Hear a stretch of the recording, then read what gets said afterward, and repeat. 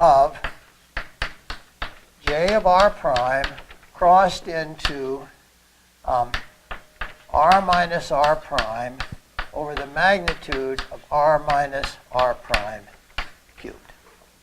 That was the Biot-Savart law, the analog of Coulomb's law. Now, we wish to take the curl of this. Now, those are derivatives with respect to unprimed quantities. This is an integral over primed quantities. So we can take it inside the integral. So we will have mu 0 over 4 pi integral d cubed r prime of del cross j of r prime crossed into, yes. Yes, they're absolute value bars. Mm-hmm. And this we decided last time we could write as the gradient prime of 1 over r minus r prime. Okay. So at this point, we need to know how to take the curl of a cross product. We need to take the curl of A cross B. Now, we're going to do this in our standard fashion, recognizing that A cross B cross C, the vector product, is C dot A times B minus B dot A times C. Okay, so this suggests we ought to let this be C. I'm sorry. We ought to let this be del, and this be A, and this be B. Okay? Now, the rule is that we have to take the derivatives of both vectors. That's the product rule. And we are always going to write the derivatives to the left of what is taking the derivatives of. So we come over here, and the right-hand side of this thing reads del cross A cross B. Now on the left side,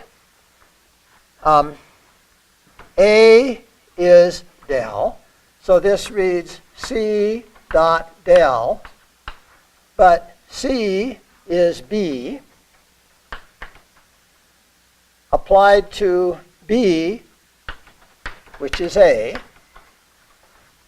And now this one reads B, which is C. I'm sorry, wait a minute. B is A, and A is del, on B. But we know that the rule is we always write the derivatives on the left of what it's operating on. And so instead of writing this A dot del, we write it del dot A. Del dot A applied to B. So that takes the derivatives on A. Now I have to take the derivatives on B. Well, I can do that same way, except I have to reverse the order here. And if I reverse the order of a cross product, you get a minus sign.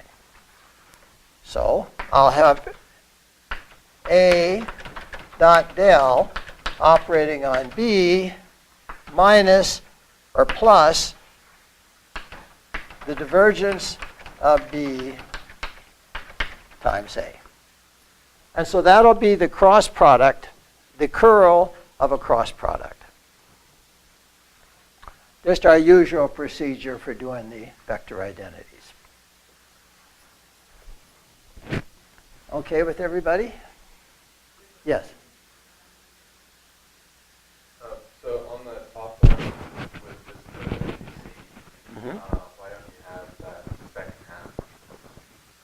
This is what the triple product rule is, no derivatives at all. That's just a triple product rule for vectors. Now, I recognize that since this is a differential operator, when I apply it to a product, I have to take the derivatives of the first times the second plus the first times the derivative of the second. So I have to perform this operation twice, once on A and once on B. So it's because of that? Because it's a vector operator. There are two things we're building in here. One is it's a vector, and that gives us that line, that middle line, A cross B cross C. And the second is it's a differential operator, which means I apply the derivatives to the first without touching the second, and then to the second without touching the first. And so I perform this operation twice. And then can you re-explain the dq? That R just prime? means I forget volume what that was. integral. Huh. The volume integral, dx prime, dy prime, dz prime. Okay. All right, now, in our case,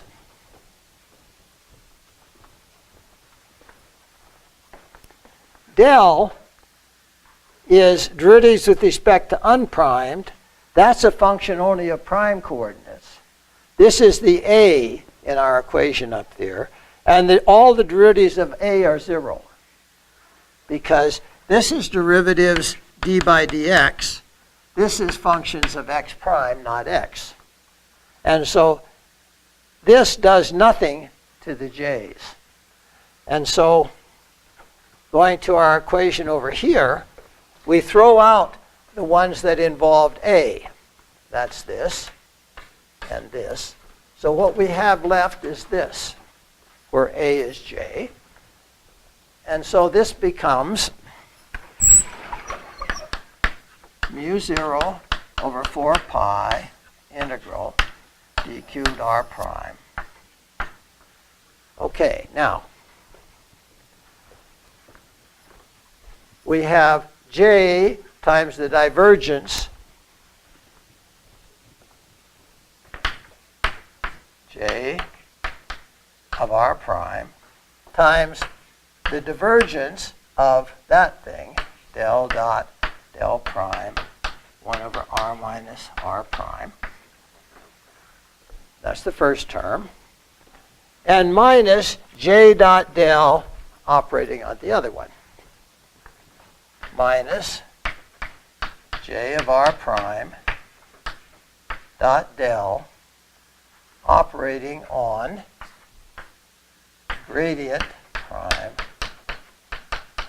1 over r minus r prime.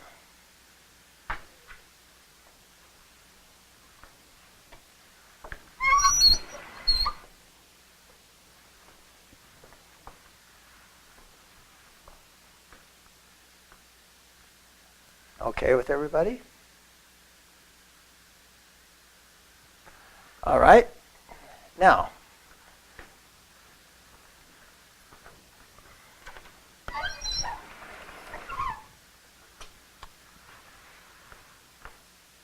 that operates on this.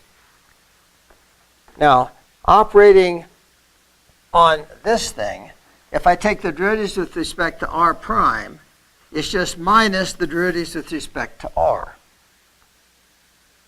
Right? Because this is just x minus x prime, so the derivative with respect to x is minus the derivative with respect to x prime. So if I put in a minus sign here, I can change that to a prime. And so I'll make that a prime and make that a plus. And then I can do the same thing here, put a minus sign here, and put a prime there. Okay? Now, let's look at this term. So now we're going to look at the integral. Now, that is, I'm going to now forget about the primes. Well, I better keep them. It's jx d by dx prime plus jy d by dy prime plus jz d by dz prime That's j dot del operating on that thing, grad prime 1 over r minus r prime dx prime dy prime dz prime.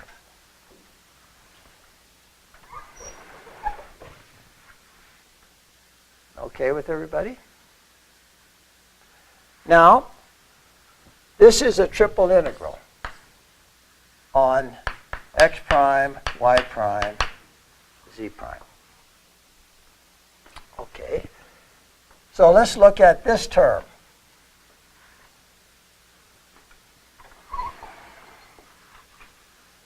Integrate by parts. And we'll have then the integral y prime, integral z prime. Now, integrate by parts, I will get jx grad prime 1 over r minus r prime minus the integral over x prime, this thing evaluated at the upper and lower limits, minus the integral to x prime of grad prime 1 over r minus r prime times djx dx prime.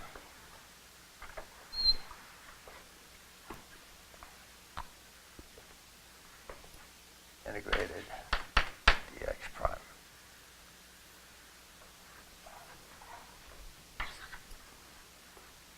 See what I did? All I did is I integrate by parts. This is u dv, and the integral is uv minus v du. And so, okay with everybody? All right. Now, let's do the second one. Well, first, let's look at this. If I extend this over all space, then j will go to 0 at infinity. And therefore, this term goes away. Okay? So, what this term becomes then is minus the integral x prime, y prime, z prime of djx dx prime grad prime 1 over r minus r prime dx prime dy prime dz prime. Okay? Now do the next one. The only thing that's going to change is I will now have djy dy prime. And when I do the z, I'll get djz prime dz prime. And so the whole works for this second term will become integral x prime, y prime, z prime of grad prime 1 over r minus r prime times djx dx djy dy djz dz.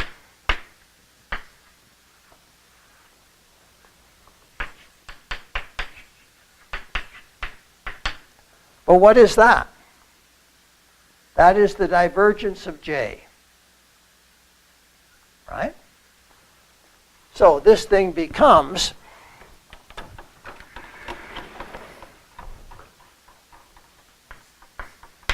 integral of the divergence of j times this gradient.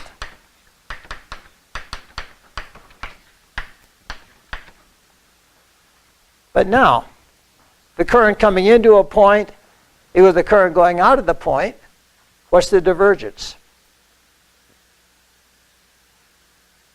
0, right? You got the same number of lines coming in. Remember, divergence was simply the number of net number of lines leaving the volume. And so we have the situation we've constantly been talking about, where you have current, you have steady state situations. Then, since charge is conserved, the current flowing into a point equals the current coming out. So the divergence of J is 0. But is it 0 in general? No, because charge could be building up at the point if it wasn't a steady state situation. If it's a steady state situation, the divergence of J must be 0. But if it's not, what's true is that you must have charge conservation. The net flow into the point must equal the buildup of charge at the point. And so the equation for charge conservation is going to be the divergence of J plus the partial of rho with respect to t is equal to 0. This will be the net amount of charge leaving the volume in a second. And that must equal the minus the derivative of the charge density in the region. That's the equation that will actually give us conservation of charge.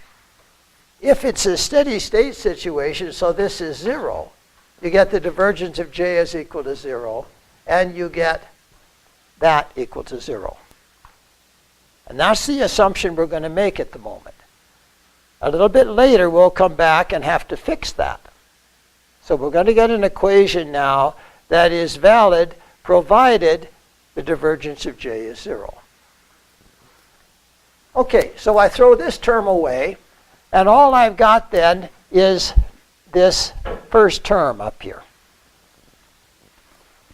So now what I have is that the curl of B is mu 0 over 4 pi times the integral with a minus sign, the integral of J of r prime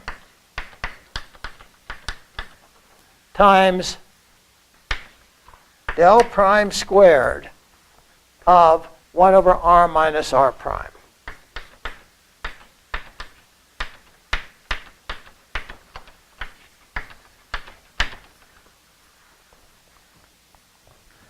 Okay.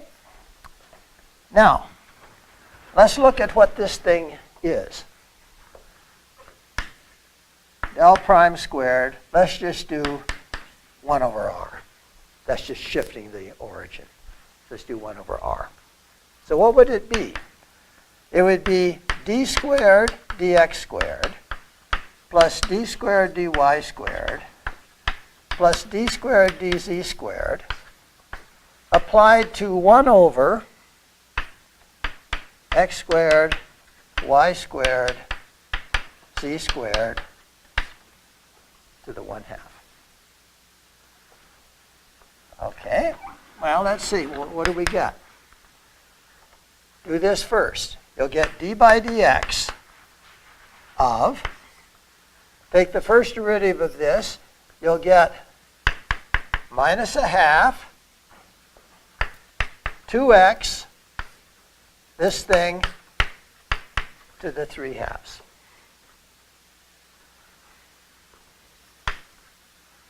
Now do this one. D by dy. Well, you're going to get the same thing, except it'll be a y. Minus y over that thing to the 3/2. D by dz minus c, this thing to the 3/2. Okay, now let's do it again.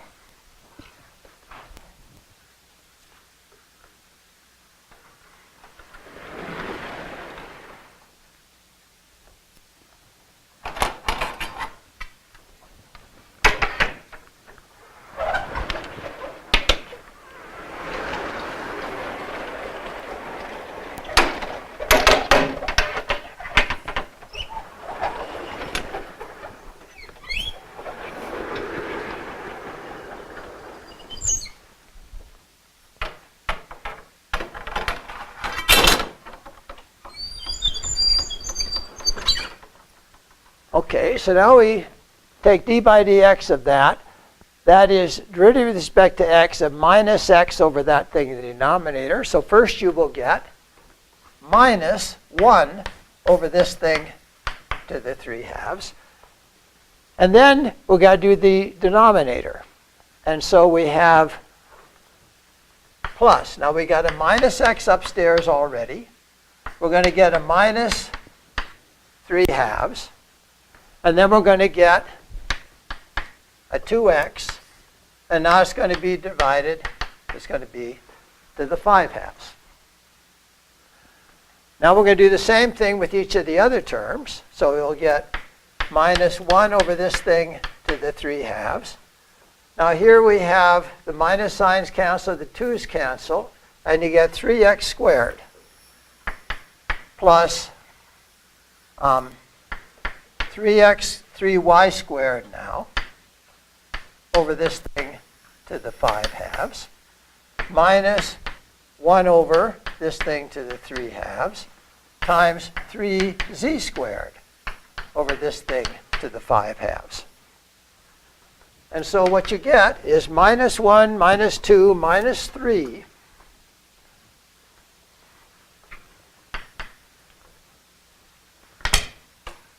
minus 3 over that thing to the 3/2 plus x squared 3 times x squared plus y squared plus z squared over this thing to the 5/2. But that is just r squared, and so this adds up to 0. And so applying del squared to 1 over r minus r prime gives you 0. But we know that can't be right. It's right except at the point where r is equal to 0. Now, how do I know it's not right there? Well, let's go back to electrostatics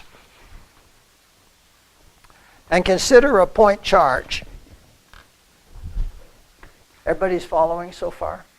This is the same situation that happened yesterday when I calculated the curl of the field due to a long straight wire. Okay? Now,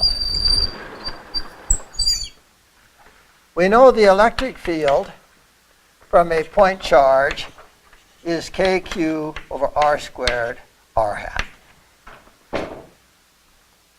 Okay? Now, we know that the divergence of E was rho over epsilon 0. We also know that we can write E as equal to minus the gradient of V, where that was minus the gradient of kq over r. Okay, so this says that del dot del on kq over r must be equal to, and then we'd have to integrate this over the volume to get the charge. So let's make that a q. But that says that del squared of 1 over r is not equal to 0. Right? See, this is the left-hand side. This is kq del squared 1 over r. And that is not equal to 0. Has to be given by that. Okay, so how can we fix this? Well, let's look at a little volume. So here's a little volume. And the volume, inside that, we have a charge density rho inside this volume. Okay? Now,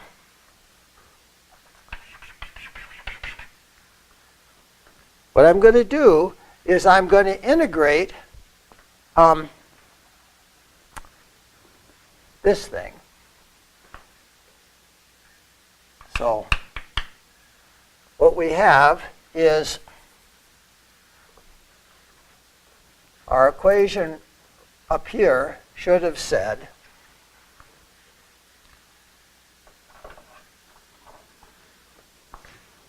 the amount of stuff coming out of here, the number of field lines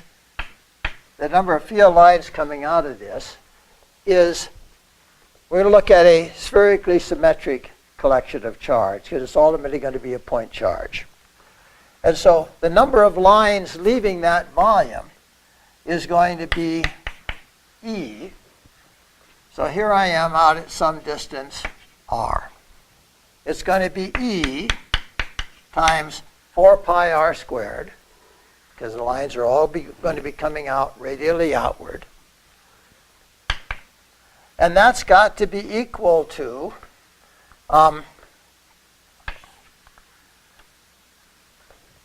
so this was, let's write it more carefully. What we're going to do is the surface integral of E dot dA has to be equal to 4 pi k times the charge inside the volume, rho d cubed r prime. But we know that that surface integral is the same thing as the divergence integrated over the volume is equal to 4 pi k integral rho d cubed r prime. But we know that the divergence of E is, since E is equal to minus the gradient of V, the divergence of E is minus del squared V. Okay? So that means, I need another board here.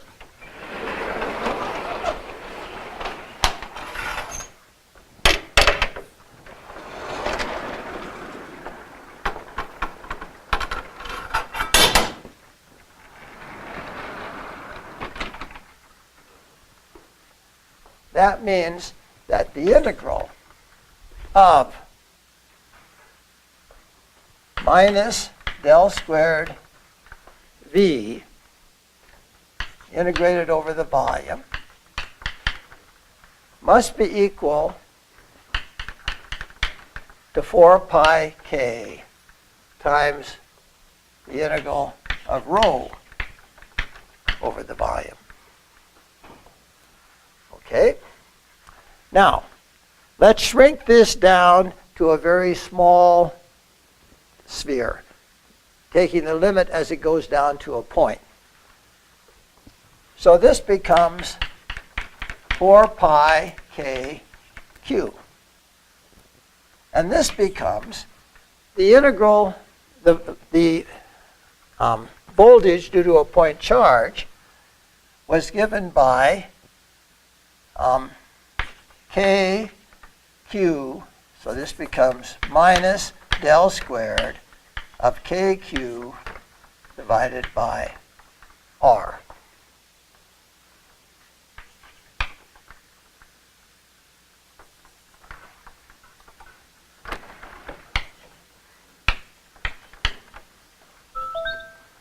Okay, and that equals 4 pi kq.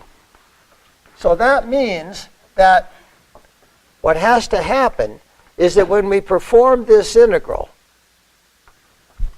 which will be minus kq integral del squared 1 over r integrated over the volume, must be equal to 4 pi.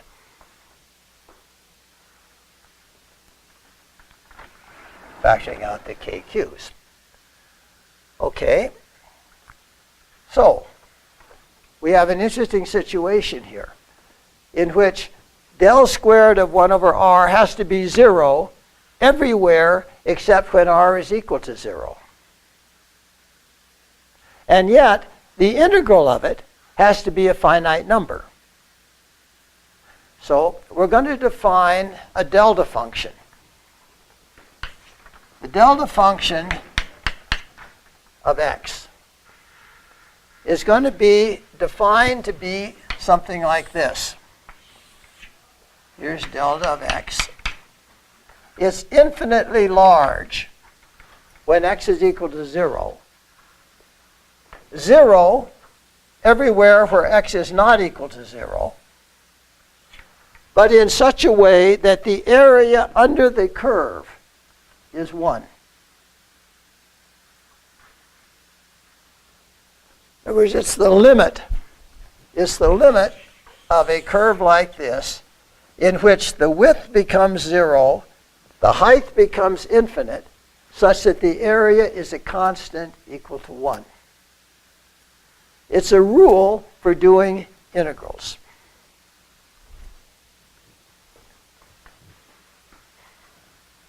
So, this is going to be defined by this rule. Delta of x equals infinite if x equals 0, 0 if x is not equal to 0, such that the integral of delta x dx is equal to 1.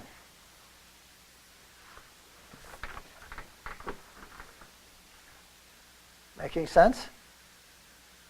Now, that gives it all sorts of interesting properties. Consider some function of x, delta of x dx.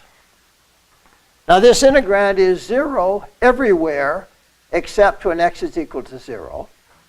So the only place you have to worry about it is x equal to 0. At x equal to 0, this is just a number, f of 0. You can take it outside the integral. And then you're integrating delta x, which is 1. And so the delta function evaluates anything you put in here at the point at which the delta function is infinite. Now, go up here and look at what we had here. And what that says is that delta squared of 1 over r must be minus 4 pi times the delta function of r. So that, you put that in here, and it evaluates things. The thing in front of it is just 1. It evaluates that then as 1, and so you get this was 4 pi kq. The kq's cancel out, and so the del squared 1 over r must have been minus 4 pi times the delta function. You're going to encounter the delta function over and over and over again in theoretical physics for all the courses you take from now on. It's not a function in the normal sense of the term because you don't have a value for it at 0. What it is really a rule for doing integrals. And the rule is evaluate the integral by taking the integrand and giving it the value it has when the delta function is infinite at that point. It's basically a rule for doing integrals. Okay, well now we can use that to finish our problem. Because all we have left now is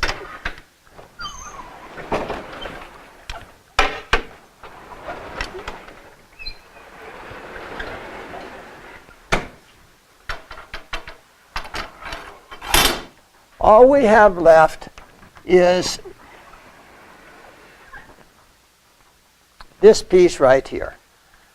And that's del squared of 1 over r minus r prime.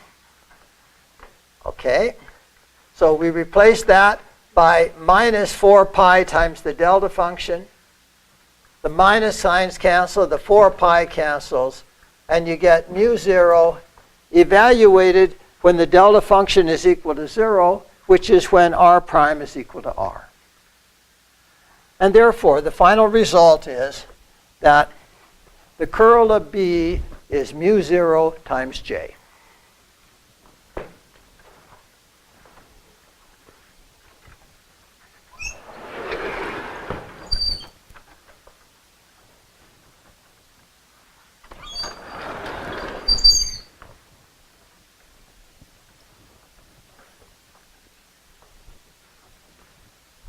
So the conclusion is that the curl of B is mu 0 times j. And so the differential equations that describe magnetostatics are those two. The curl of B is equal to j, and the divergence of B is equal to 0. Okay, now, when we were doing electrostatics, we could get Gauss's law from the divergence of E was 4 pi rho. We just used the divergence theorem. Now we're going to get its equivalent in magnetism by using Stokes' theorem on the curl of B. So let's do that. Let's take the integral of the curl of B dot dA. So here's our picture. Here's some surface. We make a cap over the top of this surface. We evaluate the curl of B dotted into the area of the cap. And that is supposed to be equal to the line integral of B dot dl around the boundary.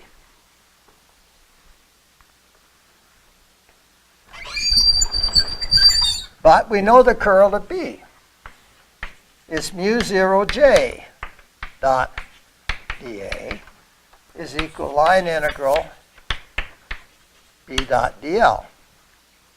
But j dot dA is simply the current that is coming out through the cap. Because if here's a little chunk of the surface, here is dA, here is j,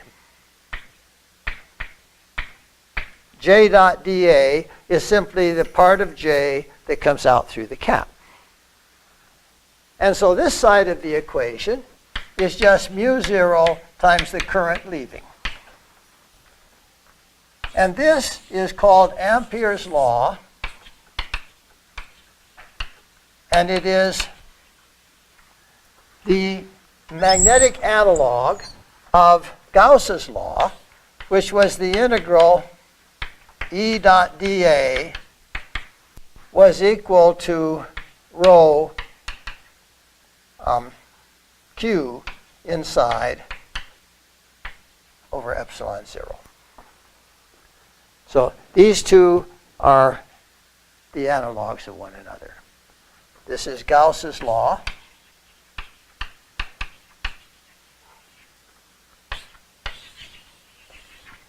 And that's Ampere's law. Now, Ampere's law has the same use that Gauss's law does. Namely, if you have a nice symmetry, so you can get the B outside that line integral, you can use this to find the magnetic field. Just as if you had a nice symmetry with electrostatics, so you could get the E outside the integral, you could find the electric field. Now, in the case of the electric field, we found three cases we could use it: planes, spheres, and cylinders.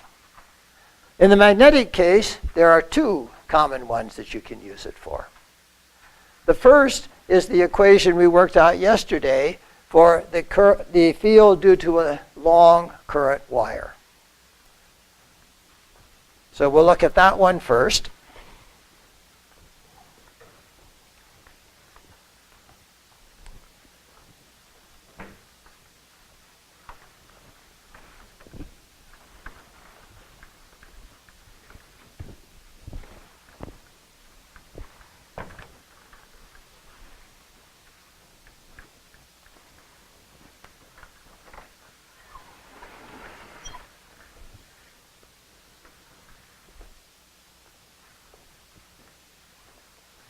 Let me make another comment about the delta function before we go on with this. And that is, that provides us with a very convenient way of describing charge densities. So, what is the charge density of a point charge located at position R? Well,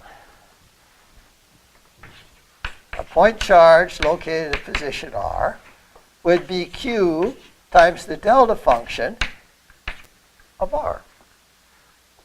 So that you got no charge density anywhere except at position R. And at position R, you've got a charge density such that if you integrate it over all space, you get charge Q.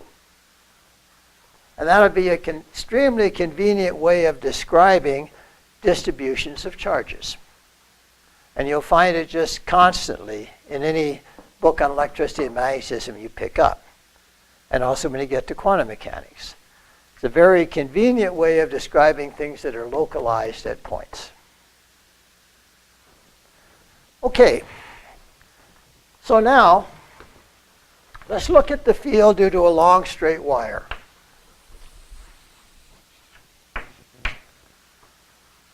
Okay, now because it's infinitely long, the symmetry must be circles. So if we looked at it from the end, this is a side view. If we look at an end view,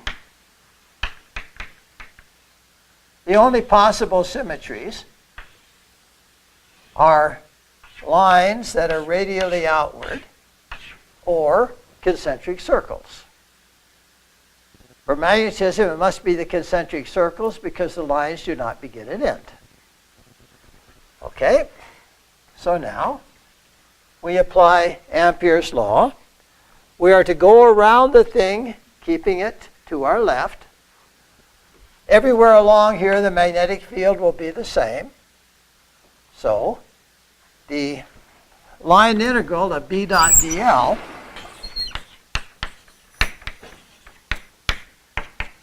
will be B times 2 pi r, because B is the same everywhere along this. And if this distance is r, then B integrated around that will be B times the circumference of the circle, which is 2 pi r. And that must be equal to mu 0 times the current that's coming out through the cap, and that's the current I. So the magnetic field due to the long straight wire is mu 0 I divided by 2 pi r. And it is in such a direction, if you look at that picture, it's this way. Point your thumb in the direction of the current, and your fingers of your right hand will curl in the direction of the magnetic field.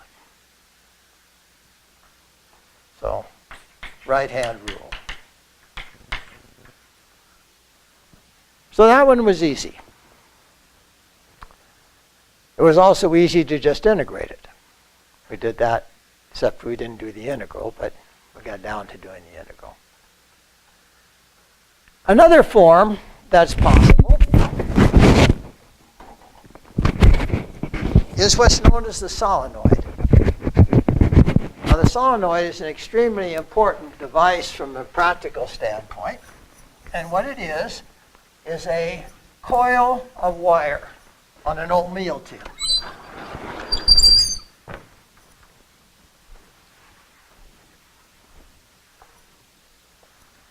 So here's the classic solenoid. Some long frame in which we wind a coil of wire.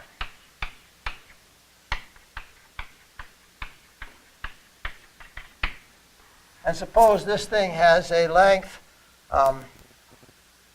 S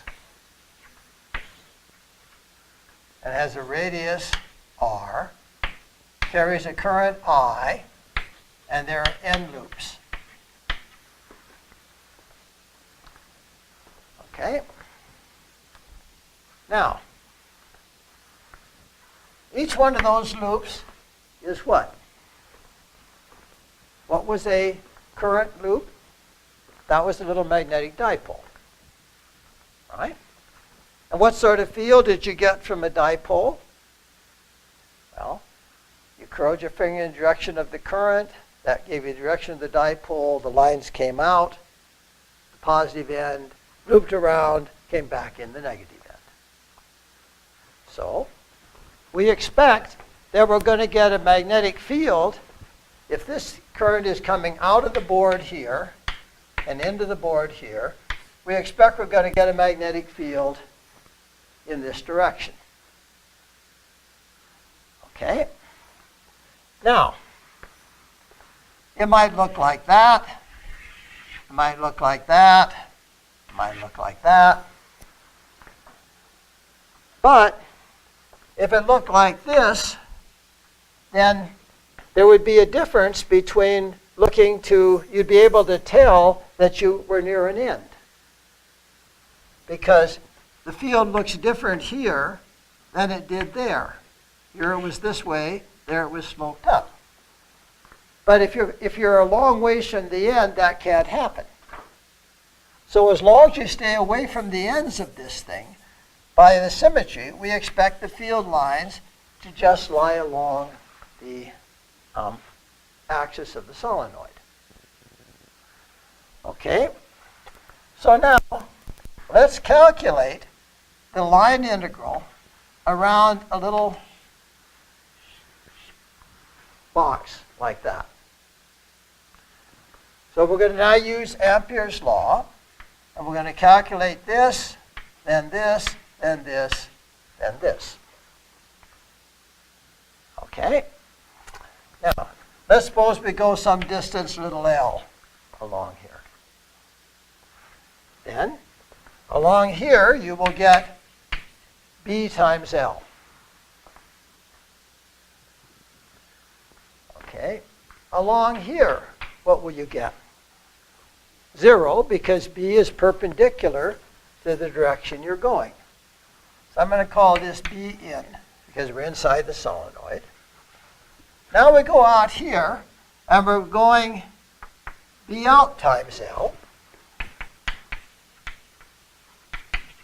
because we expect these field lines to be going like that, and therefore it will still be going in the direction of the field lines. Now we'll come down here and we'll get 0. And this should be equal to mu 0 times the total current that was included in our box. And that is the current in a loop times the number of loops in the box. So it's I times the number of loops in the box, which is the total number times the fraction of the distance that we have gone.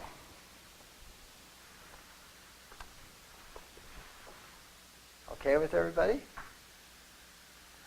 But now, all of these field lines that are flowing in here are closed loops that have to come back around like this. Now, the magnetic field is the number of lines per area. Now, inside the box, the lines are confined to this radius. Outside the box, they're in all space. So the area in which the lines are, the total number of lines is the same inside and out. But the number per area inside is going to be much bigger than the number per area outside. Because outside they spread out over space. And that means that the magnetic field outside is going to be very small compared to the magnetic field inside. And therefore, the magnetic field inside should be mu 0 I, the L's cancel, times the number per unit length.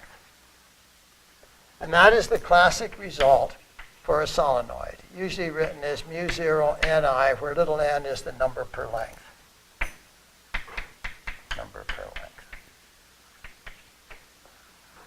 And that is the magnetic field of a solenoid. And you notice it didn't depend on where I drew this line. So we predict that the field everywhere inside the solenoid, no matter how far you are from the center, up and down, would be the same. The same approximation that we made when we did the cylinder. As long as we stay away from the ends, this should work. But there's a difference here. In the case of the cylinder, there was no easy way to do it exactly. Here, you know the current density everywhere. It's just the current in those loops. So you could go back to the Biot-Savart law and integrate it and find it exactly. So there's a fundamental difference. With the electric case, the approximation was forced on us if we didn't want to really have to solve some horrible numerical differential equation. Here, it's just a matter of convenience. If we're willing to do the integral, we can find the field exactly. Because we know the current distribution where we did not know the charge distribution in the case of the conducting cylinder. Making sense here? Okay. But using these approximations, not wanting to do the integral exactly, can you tell me another region where we could easily find the magnetic field for this solenoid? Inside the solenoid, a long ways from the ends, this works. Can you think of another place where you know how to do it exactly? If you go a long ways away from this thing, what does it look like? Yeah, just a big magnetic dipole. And how big is the dipole? It's the number of loops times the current times the area of a loop. And so I could find the magnetic field outside the solenoid, provided I go a long ways away by just treating it as a magnetic dipole. So, if I'm outside, I would have a magnetic dipole, which is the number of loops times the dipole of each loop, and it would point in the z direction if this is C. And then the magnetic field would simply be, B is mu 0 over 4 pi r cubed times 3 m dot r hat minus m. So there are two regions here. In the case of our electric case, there was only one place we could do this. In the case of the magnetic case, we can do it both places. Making sense to everybody?